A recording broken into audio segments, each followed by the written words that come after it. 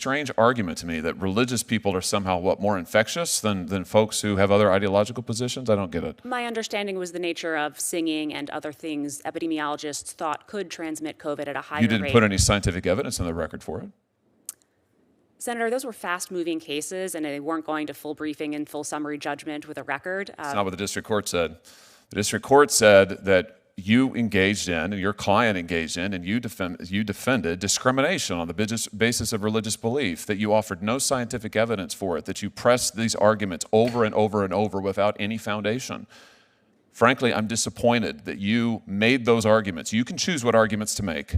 I'm disappointed you made those arguments. I'm disappointed you persisted in defending them here today. And for that reason, among others, I will not support your nomination. Thank you, Mr. Hey everyone, welcome back to the channel. Today we're diving into a heated exchange between Senator Josh Hawley and a judicial nominee during a Senate confirmation hearing. The discussion centered around religious liberty, lockdown policies, and the nominee's past legal work. It got intense, so let's break it all down for you. Before we jump in, if you're new here, hit that subscribe button and tap the notification bell so you never miss out on the latest political insights and debates. Alright, let's start with the key context. Senator Hawley questioned the nominee, Judge AliKhan, about her history of litigating against religious liberty claims. She worked on multiple cases where religious liberty claims were challenged, which Hawley was quick to bring up. One standout case was Capitol Hill Baptist Church v. Bowser about D.C. S lockdown policies during COVID-19. The church challenged the restrictions on gatherings, claiming they were unfairly targeted. Hawley pointed out how protests were allowed while churches were shut down. The nominee confirmed she defended these restrictions, representing the city's mayor. Hawley accused her of defending discrimination, arguing the policies unfairly targeted religious groups. He pressed her hard, questioning why religious gatherings were barred while protests were allowed. The nominee didn't have a clear defense, and Hawley wasn't letting up. Hawley noted the court ruled against her arguments, finding the restrictions unconstitutional. She explained her job was to defend her client based on public health advice. But Hawley wasn't satisfied, noting no scientific evidence showed religious gatherings were riskier than protests. Finally, Hawley expressed his deep disappointment in the nominee. He made it clear he would not support her nomination due to her past actions. Hawley felt her legal stance on religious liberty showed a troubling pattern. If it was contemplated by the mayor's office. So you think that mass protests should be in a different category than religious observances? Is that your position? I think if there were protests on the book, then the mayor might have thought about that when she was enacting the COVID-19 restrictions. But I think she was trying to protect public health. So you think it's fine to say to religious people that they are prohibited from gathering outside, wearing a mask, socially distanced. They can't do it. But if you want to come and protest, defund the police, if you want to support that, that's fine. You can gather en masse, person to person, close up, thousands of people. That's okay. That discrimination's okay. That was your position? Senator, that is not my position. It was your position. It's what you argued. I did not write these orders. What I said. You defended it in court. And you just articulated to me what I take to be your position. What I was doing in the Capitol Hill Baptist Church was defending the mayor, my client, against a constitutional challenge to one aspect of the COVID-19 restrictions. We understood that strict scrutiny applies. How did that case go for you? We lost that case. Why? It was found that the restrictions did not meet the standard of strict scrutiny. Meaning they were unconstitutional? Meaning that they did not survive strict scrutiny. And it's a matter of public record that the District of Columbia did not appeal that decision. Why? Why were they struck down? Excuse me, Senator?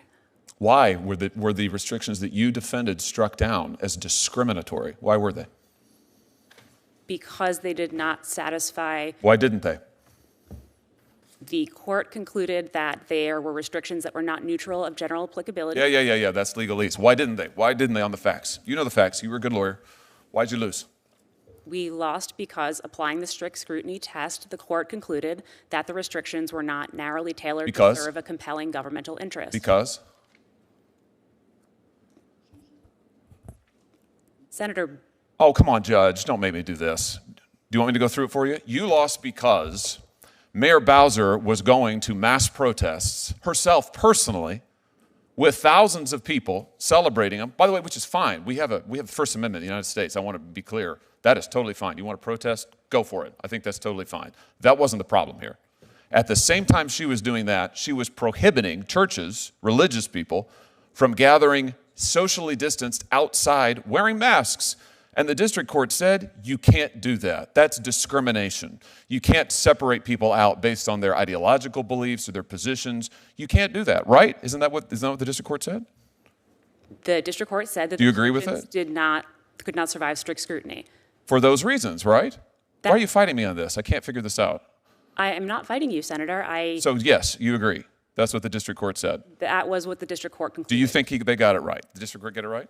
The district court, we did not appeal that decision. I think that district court decision is consistent with rulings that we got from the Supreme Court clarifying the application of the religious test to COVID-19 restrictions in Tandon and the Brooklyn Archdiocese. My time's almost expired, and I know other senators want to ask questions, so let me just very quickly here. Do you think it's wrong to discriminate on the basis of religious faith?